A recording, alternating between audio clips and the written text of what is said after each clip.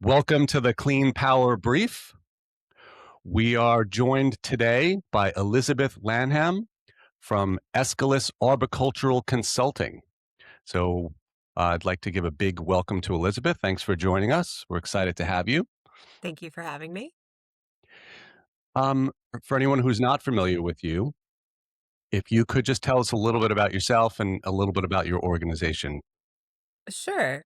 Well, I'm Elizabeth Lanham. Pronouns are she, they. And I am the co-owner of Aeschylus Arboricultural Consulting. We are a tree consulting firm out here in the San Francisco Bay Area. We serve all of the San Francisco Bay Area.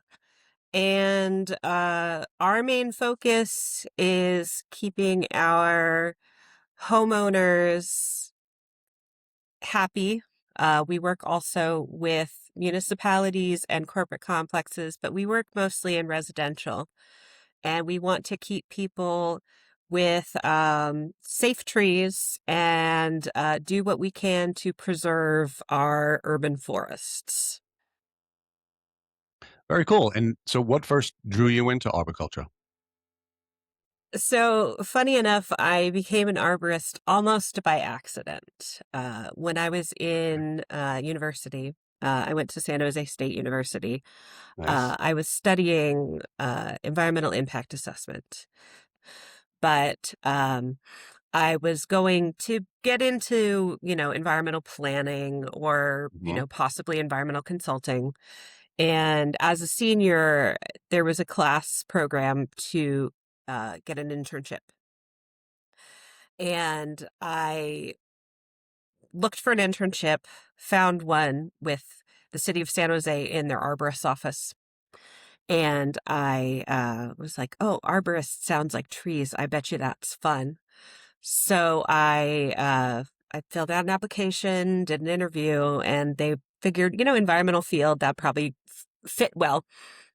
Mhm. I took the position and it fit so well that I found myself within less than a year making little adjustments on paperwork to make sure that things were correct. A year later, I filled out an application for a full-time position that I didn't qualify for. I just used that youthful confidence, and so Mm. here I am 19 years later, still working in the field.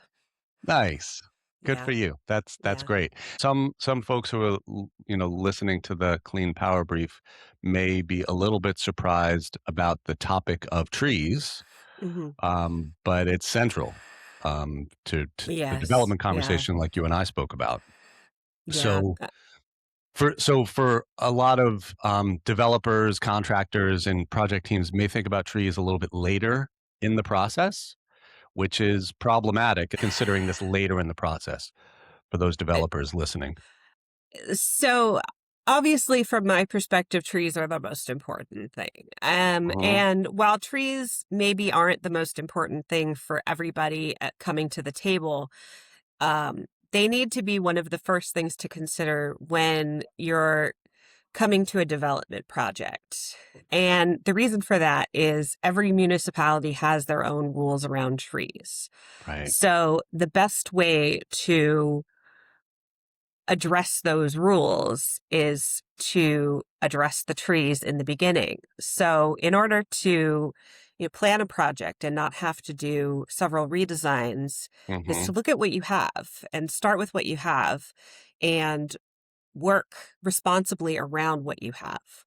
So plan where your utilities are going to be, plan where your Right. structures are going to be. And it's not to say that you can't have what you want, but recognize that some adjustments may need to be made. And especially Understood. when you're talking about very mature trees, heritage sized trees, trees of special stature, like if there are trees that are, out in California here, Mhm. oak trees are very important because those are part of the natural landscape. And Okay. so if there are trees that are special to your state or to your city, those need to be taken into consideration when you're doing your planning. Right. So what are some of the most common mistakes you see when trees are treated more as an afterthought? A lot of people take a tree's drip line and think that if tree work is not being done underneath that canopy of a tree, so where the tree's branches are, Hmm. that it's automatically fine. And tree roots don't necessarily resemble, it's not this perfect tree of life image where Right. underground it looks like the top of the tree. So sometimes that protection zone for the tree extends far beyond what those branches look like because of the needs and the Yeah. size of the tree. So Eh, that is one of the biggest mistakes. I'll see people building far too close to a tree, or people thinking, oh, it would be lovely to have my home within the shade of this tree, Right. and building right up against, almost against a trunk of a tree sometimes. Hmm. And this can create significant damage to the tree, which can be risky either to the homeowner or to the neighbors. Risky in terms of, Safety, safety that makes the tree unstable.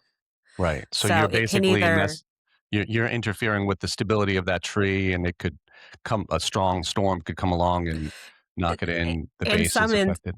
in some instances, the tree can just fall, and in other Wow. instances, it can actually cause the decline and death of the tree, which then can Oh, cause limb failures or full tree failure. right. Okay. Okay. So let's talk real world. In our first conversation, you talked about a parking lot repaving project that you had. And this Mhm. is, I think, important for a lot of people to really understand this. Can you walk us through what your team was brought in to do for that project? Yeah, absolutely. Yeah. A parking lot repaving is a very special circumstance when it comes to trees Mhm. because we're talking about 360 damage all the way around tree roots. Right. And so in this instance, we were working in an area where there actually were not too many restrictions around tree protection as far as the municipality was concerned. Okay. But the project manager wanted to make sure that they were not creating a hazardous condition moving forward in the future. So we collected an inventory of over 100 trees because this was a very big parking lot. Yeah, that's big. And then we assessed the plans, Hmm. seeing what depth the project team was going to be removing pavement to and what the grade changes were going to be looking like. So essentially how much root disturbance there would be, because most tree roots are actually found within the top 2 feet of soil Oh, on I think I every was. species of trees. Yeah, you And kind in of. urban areas, Hmm. it's actually more like the top 18 inches because that's where you find water, that's where you find Right. nutrients, that's where you find air. Um, but we looked at what these plans looked like and how much of that was going to be within this protection zone, which is a Hmm. calculation that we do based on some of our industry's best management practices, and that Okay. varies based on health and size of trees. Um, and we looked at how many of the trees were going to be significantly impacted by this, and which ones were going to be recommended for removal, which ones needed to be monitored, and which ones weren't going to be significantly impacted whatsoever. Right. And so this Interesting. is the sort of activity that we do for all construction projects when we're called in. Okay. Now, when you're trying to look at what trees should be preserved, how do you evaluate whether a tree is a good candidate for preservation or other, paths for that tree, we'll Mhm. say? Some of the top things we look at is what the current health of the tree is. A tree in poor condition is always going to be less likely to be preserved than a tree in good condition. And then we look at the current plans, whether they are fairly rigid or if they can be adjusted, Okay. and how many structures are coming in close contact with the tree. So if it's a corner of a foundation that is maybe less than 5% impeding on a tree protection zone, that isn't really that concerning. But if it's half of a foundation, cutting across an entire tree protection zone, plus a electrical line cutting across the entire Right. other side, that's more concerning.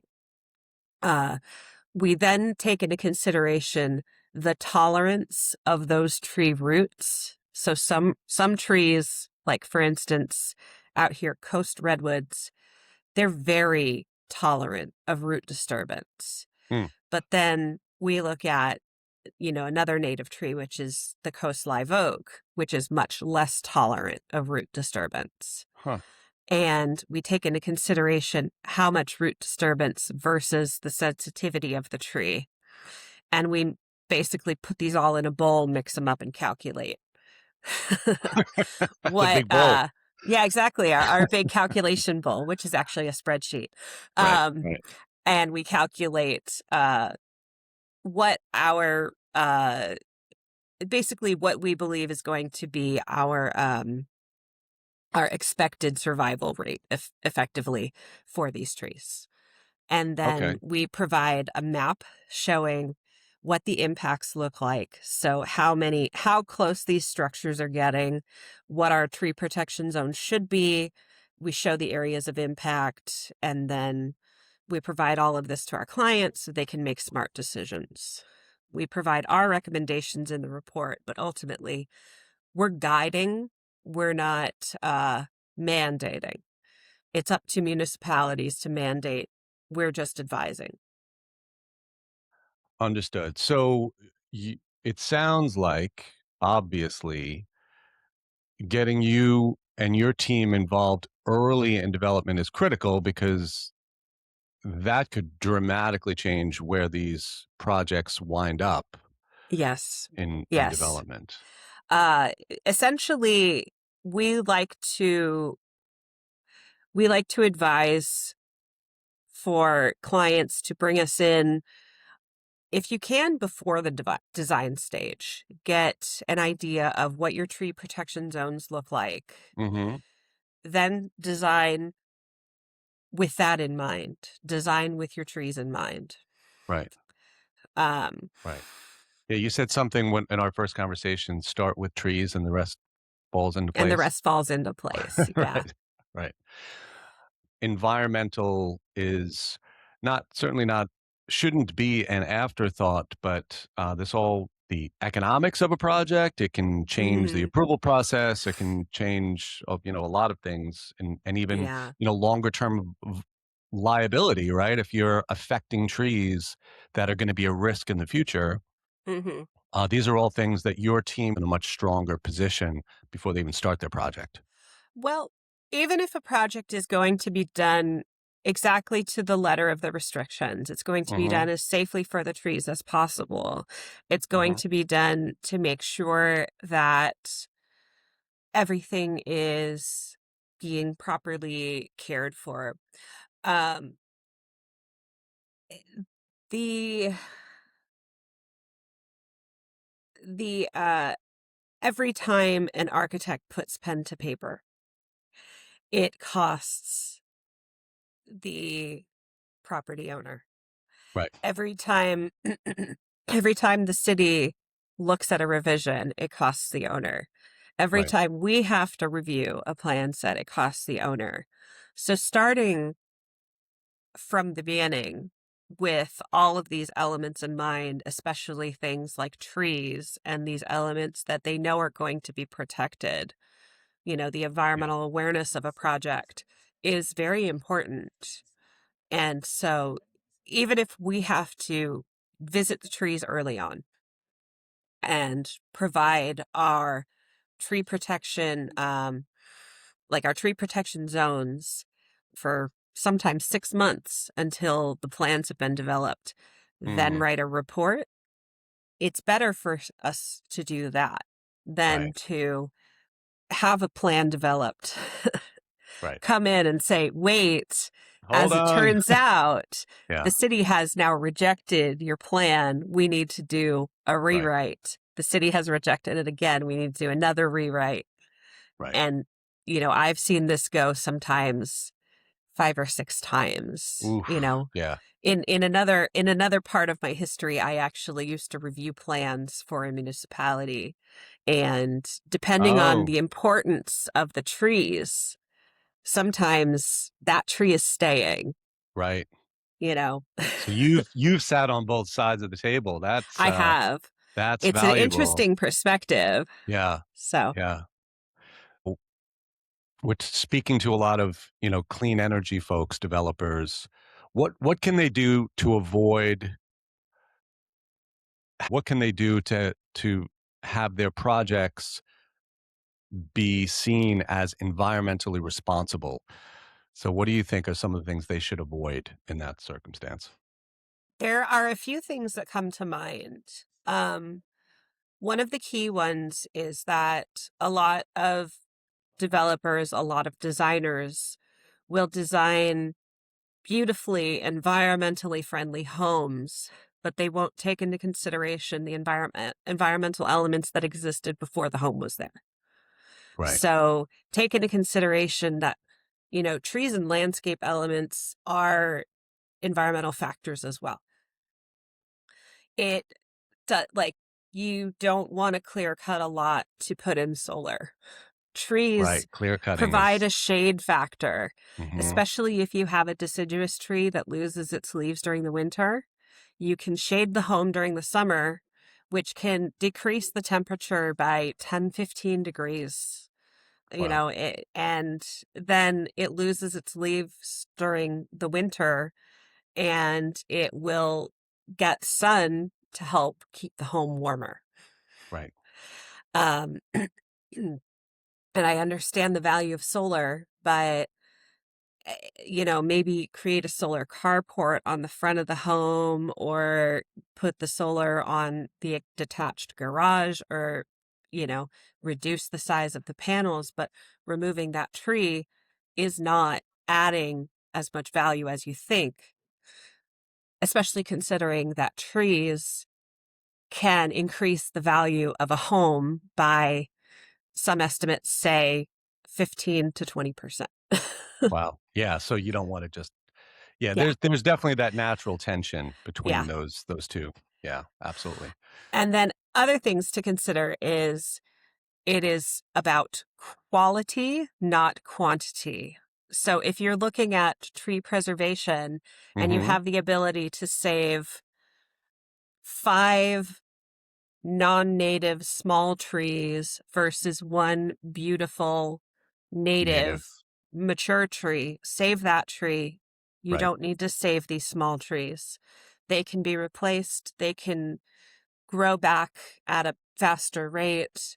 But this, one of the things that I was taught in college is, there was a question on one of our quizzes that said, with all the advances in technology, how long does it take to grow a 500-year-old redwood tree? And the answer is 500 years. Right. Right. Yeah. Right. It's pretty straight ahead. It will Yeah. always be 500 years to grow a Right. 500-year-old tree. So, Right. we may not have 500-year-old trees on all of our lots, but Yeah. every mature tree has taken time to mature, and it's going to take longer to get back to that point than it will to replace a quantity of trees. Yeah.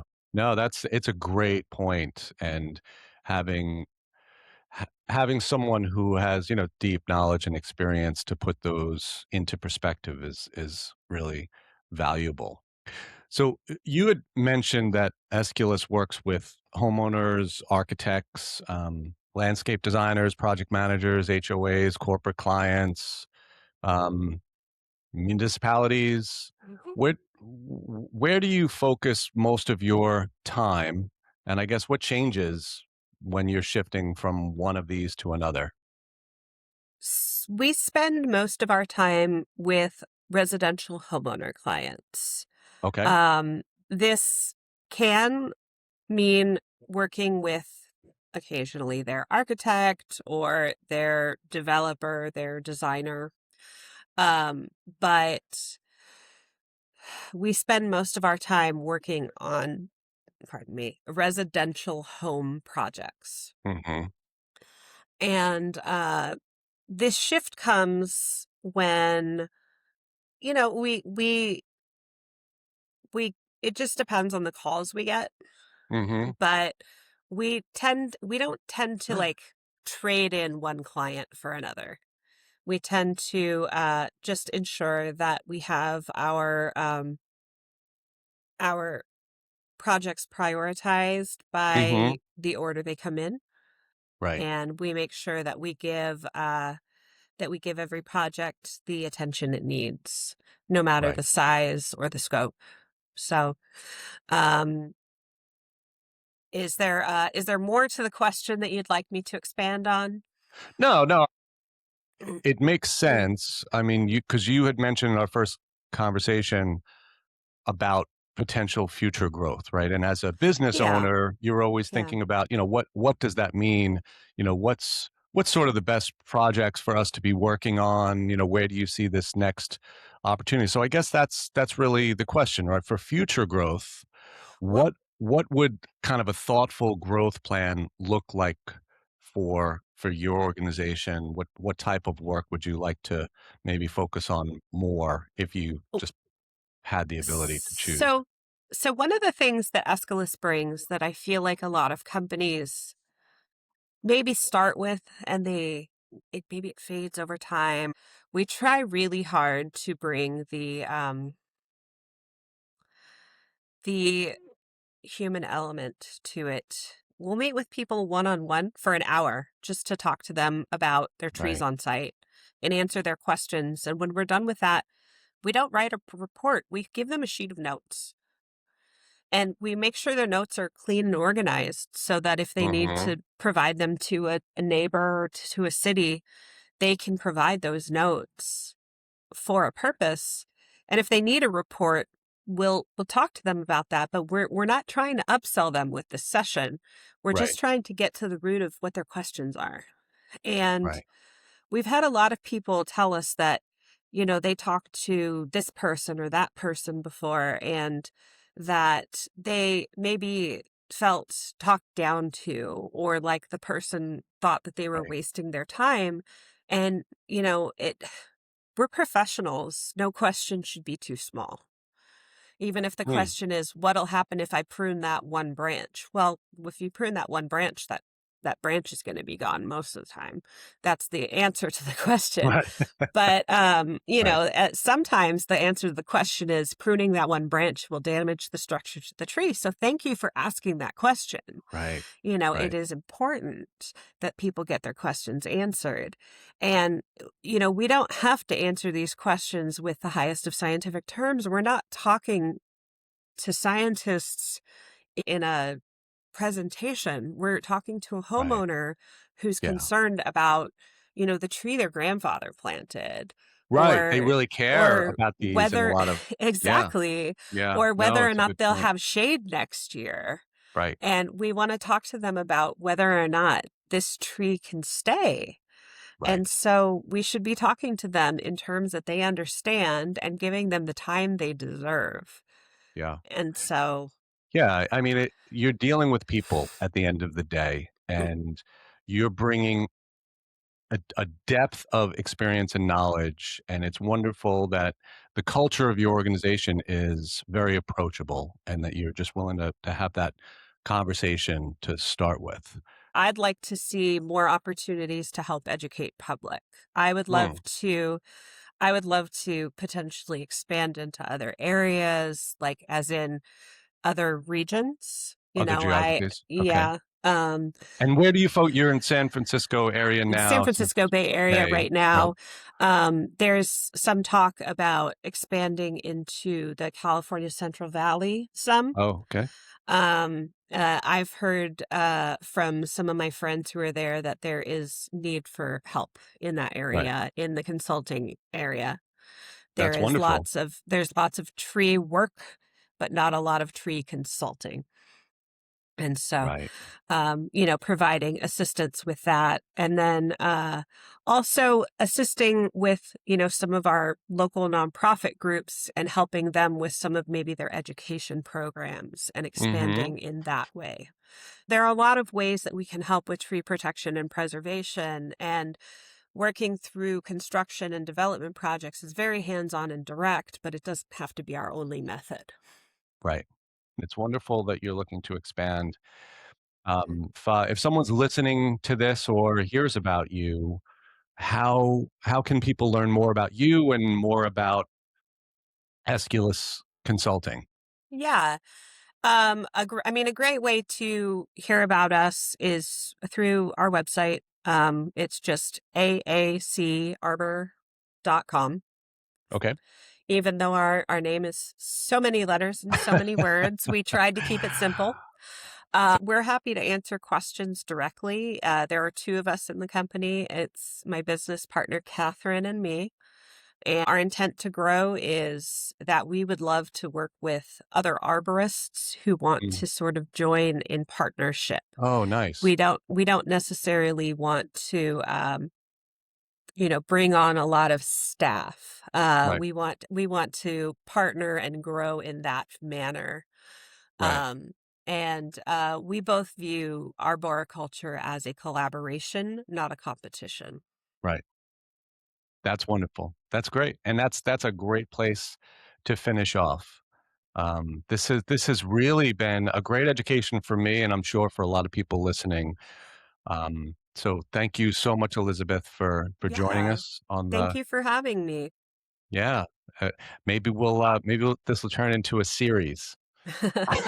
Yeah, be happy to come back if you need more talk about trees. Wonderful. Thank you so much.